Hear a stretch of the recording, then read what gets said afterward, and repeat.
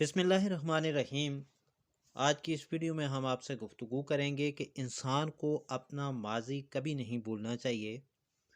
اگر آج حالات اچھے ہیں تو ماضی دوبارہ بھی پلٹ کر آ سکتا ہے۔ سامعین، یہ حکایت ہے مولانا روم کی، انتہائی دلچسپ اور سبق آموز، اور یہ قصہ ہے سلطان محمود غزنوی کے محبوب دوست ایاز کا۔ ویڈیو میں آگے بڑھنے سے پہلے آپ سے گزارش ہے کہ اگر آپ ہمارے یوٹیوب چینل پر نئے ہیں تو اسے ضرور سبسکرائب کر لیں تاکہ ہماری ہر نئی آنے والی ویڈیو کا نوٹیفیکیشن آپ کو مل سکے۔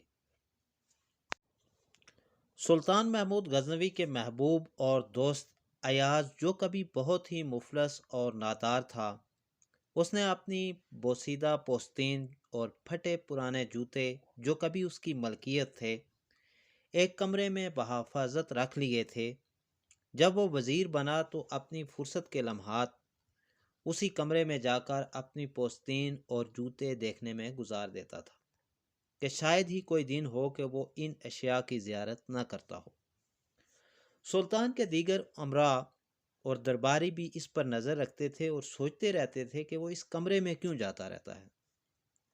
ایک دن موقع پا کر انہوں نے سلطان محمود کو بھڑکایا کہ جس شخص کو حضور دیانتدار اور نیک سمجھتے ہیں، اس نے ایک کوٹھری میں بہت سا زر و جواہر چھپا کر تالا لگا رکھا ہے۔ اس کوٹھری میں شراب کا مٹکا بھی رکھا ہوا ہے۔ جب بھی ایاز کو فرصت نصیب ہوتی ہے وہ اکیلا کوٹھری میں جا کر شراب نوشی کرتا ہے اور اسے چھپائے ہوئے مال و دولت کو بھی دیکھ آتا ہے۔ سلطان نے ان کی بات سن کر فرمایا کہ مجھے تمہاری باتوں پر یقین نہیں آتا۔ اگر ایاز نے ایسا کیا ہوا ہے تو مجھے سخت تعجب ہے کہ اس نے ایسا کیوں کیا ہے، جبکہ حقیقت اس کے الٹ تھی۔ ایاز تو روزانہ پوستین اور جوتے اس لیے دیکھنے جاتا تھا کہ اس کے دل میں اپنی حیثیت قائم رہے کہ وہ کیا تھا، کہیں ایسا نہ ہو کہ اس میں غرور و تکبر پیدا نہ ہو جائے۔ سلطان محمود نے ایک دن انہیں درباریوں کو حکم دیا کہ آج آدھی رات کو اس کوٹھری کا تالا زبردستی توڑ دو اور جتنا مال وہاں موجود ہو سب کا سب لوٹ لو، مگر ہمیں آ کر ضرور مطلع کرنا کہ کوٹھری میں کتنا زر و جواہر موجود تھا، تاکہ ہم اس بددینت سے باز پرس کر سکیں کہ اس نے ایسا کیوں کیا، ہمارے علم میں لائے بغیر اتنا مال و دولت چھپا کر کیوں رکھا۔ یہ فرمان سلطان محمود نے صرف حاسدوں کا منہ بند کرنے کے لیے دیا تھا، ورنہ اسے ایاز کی صداقت اور پاک بازی کا مکمل یقین تھا۔ سامعین، درباریوں نے سلطان کا حکم پا کر نصف شب کے قریب ایاز کی کوٹھری پر دعویٰ بول دیا۔ انہوں نے کوٹھری کا چپا چپا چھان مارا مگر انہیں زر و جواہر نام کی تو کوئی شے نہ ملی، البتہ ایک پھٹی پرانی پوستین اور بوسیدہ جوتے ضرور ملے۔ مگر ان کی تسلی نہ ہوئی، انہیں تو پکا یقین تھا کہ اس کوٹھری میں خزانہ موجود ہے۔ انہوں نے کوٹھری کا فرش کھود ڈالا، وہاں سے بھی انہیں کچھ ہاتھ نہ آیا۔ آخر جھنجلا کر انہوں نے دیواریں توڑنا شروع کی کہ ہو سکتا ہے خزانہ دیواروں میں نہ چھپایا گیا ہو، لیکن انہیں منہ کی کھانا پڑی۔ اب انہیں یہ فکر کھائی جا رہی تھی کہ جب بادشاہ کے پاس جائیں گے تو انہیں کیا جواب دیں گے۔ وہ تو ایاز پر جھوٹی تہمت لگانے کی وجہ سے ان کے سر قلم کروا دیں گے۔ انہوں نے یہ گریہ زاری کرنا شروع کی، اپنے چہروں کو گرد و غبار سے ارت دیا اور سلطان کے سامنے حاضر ہوئے۔ سلطان محمود نے دیکھا کہ ان میں سے بہتوں نے اپنے چہرے پر خود ہی دوتڑ مار مار کر لہو لہان کر رکھا تھا۔ سلطان نے ان سے دریافت کیا کہ انہیں ایاز کی کوٹھری سے کتنا مال و دولت ملا ہے، لیکن آپ کے چہرے گواہی دے رہے ہیں کہ تمہاری مرادیں پوری نہیں ہوئی ہیں۔ یا ممکن ہے کہ ملنے والا مال و دولت تم نے آپس میں بانٹ لیا ہو اور رونی صورت بنا کر دربار میں حاضر ہو گئے ہو۔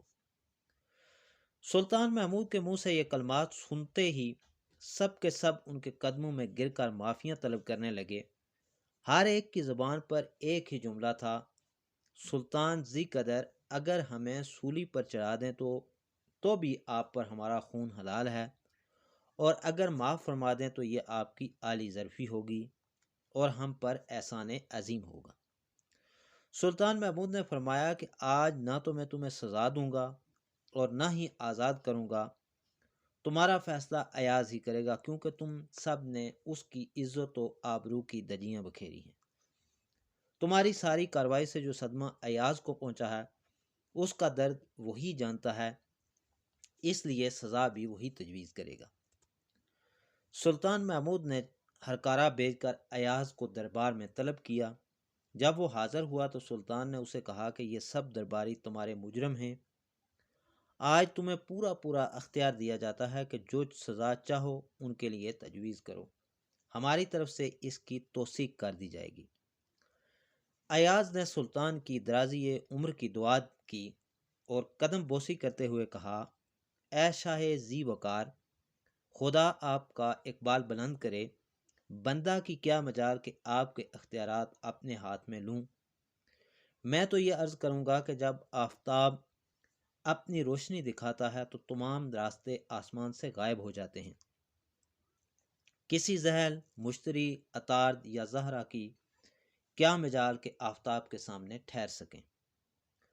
سلطان نے جب ایاز کی عرض سنی تو کہنے لگا، ایاز، آج تو ہمیں اس راز سے واقف کر کہ تو نے بوسیدہ جوتے اور پھٹی پرانی پوستین کیوں سنبھال کر رکھا ہوا ہے اور روزانہ چھپ چھپ کر اس کوٹھڑی میں کیوں جاتا ہے جب تک ان دونوں چیزوں کو اپنی آنکھوں سے نہیں دیکھ لیتا۔ تجھے نصیب نہیں ہوتا، یعنی تجھے چین نصیب نہیں ہوتا۔ ہم سمجھتے ہیں کہ یہ چیزیں کسی متبرک ہستی سے متعلق ہیں اور تجھے ان سے بہت زیادہ عقیدت ہے۔ ہم بھی تو جانیں کہ وہ بزرگ کون ہیں کہ تو ان کی نشانیوں کو چومتا اور آنکھوں سے لگا کر اپنی آنکھوں کو ٹھنڈک اور دل کو راحت پہنچاتا ہے۔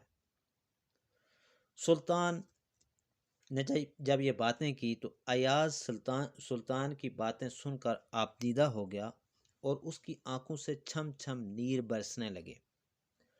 عرض کرنے لگا، اے سلطان ذی وقار، سمجھ نہیں آتا کہ آپ کو کیا جواب دوں اور کیا چھپاؤں۔ میں تو بس اتنا جانتا ہوں کہ میں اس وقت جو کچھ ہوں، یعنی اس وقت میں جو کچھ ہوں، سب آپ کی عنایت اور بخشش کی بدولت ہوں، ورنہ من دانم میری اصلیت اور حقیقت تو وہی پھٹی پرانی پوستین اور سوکھے سڑے جوتے ہیں۔ میں ان چیزوں کی حفاظت نہیں کرتا بلکہ اپنی ذات کی حفاظت اور نگرانی کرتا ہوں۔ اس پوری حکایت میں مصلحت یہ ہے کہ اس بات پر زور دیا گیا ہے کہ انسان کو اپنا ماضی نہیں بھولنا چاہیے۔ اگر آج اچھا وقت آ گیا ہے تو کل ماضی بھی پلٹ کر آ سکتا ہے۔ ہمیں سلطان محمود غزنوی کے اس عقل مند اور دیانتدار غلام ایاز کے اس واقعے سے سبق سیکھنا چاہیے۔ اللہ تعالی ہم سب پر اپنا فضل فرمائے اور تمام وہ اہل اسلام جن پر اللہ کا فضل ہے انہیں اپنا ماضی ہمیشہ یاد رکھنا